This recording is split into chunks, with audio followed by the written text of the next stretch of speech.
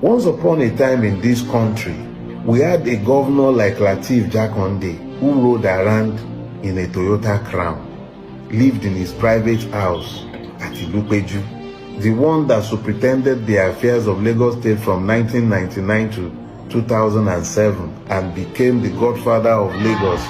It wasn't enough that he had a place on Bodilon. They had to more or less close off an entire street years later for his own provision. These were state properties.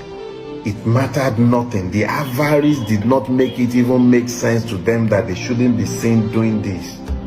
Lagos State Polytechnic Ikosi, what became of it? It became his private empire. Etiosa local government on Glover Road. Today there is a skyscraper standing there.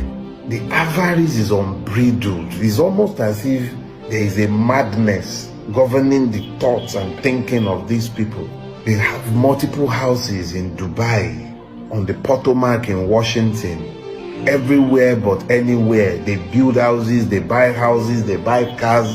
Some of them have houses they don't even know anything about. The story was told to me once, and this is a factual one, of one of Nigeria's rich men who was telling his estate agent that he wanted a particular property. He liked it until the estate agent had to remind him that the house actually belonged to him. Already. He owns the house, but he didn't know that it was his own house. That is the extent of avarice and how it has maddened them and turned them into insane people, amassing things that are not required or would ever be needed. And that is the story of the Nigerian ruiners. They gather everything. What they need, what they don't need, they gather it all. If you visit some of their homes, you barely have enough space to walk in because everywhere is chock-a-block with cars that they don't need. They just amass everything. They are hoarders. It is the reign of avarice. It's a form of madness for the Nigerian ruiners. But all these have effects. You find them, they run off to the Barbados to have parties. It's their birthdays.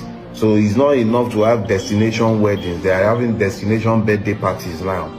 They go off to ever more exotic islands so that the people they afflict might not even see the crumbs from the table of the parties that they set for themselves.